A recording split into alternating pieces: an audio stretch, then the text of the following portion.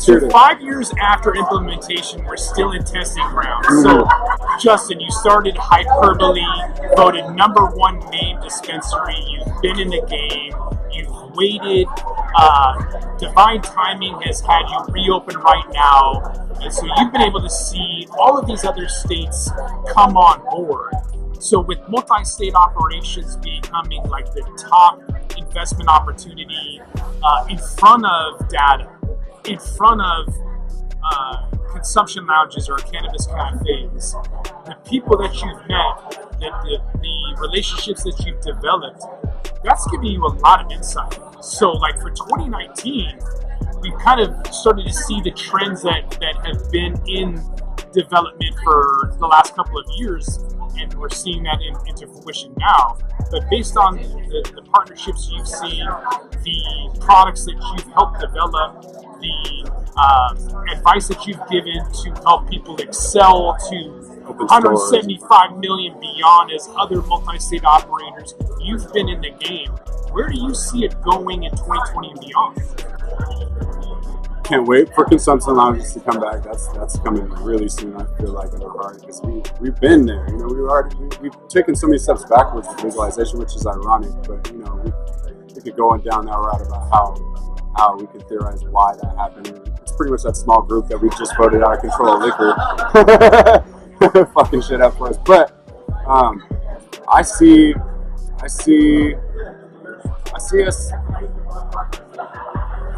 dropping those prices down volume-wise, you know, so we can weed out all these people with bad intentions. Because intention's everything right now for this plan. I think at this point, like if your intention's only to make money and to exploit this as the biggest cash crop in the world, and you just came after 2015, you should probably get the fuck out. That's just how I feel for like anyone in between gas station weed and the real passionate heart of the industry. And so there's not going to be much in between.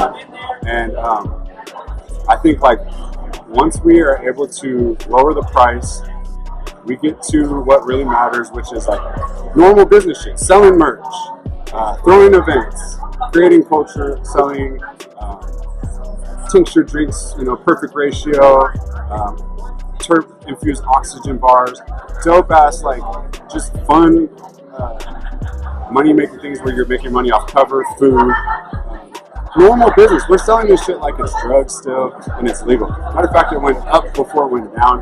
And then a lot of the blind leading the blind people, they created this industry based on the illegal market, so they started to grow all their primary source of bud indoors, which we were only growing indoors to hide and recreate the sun.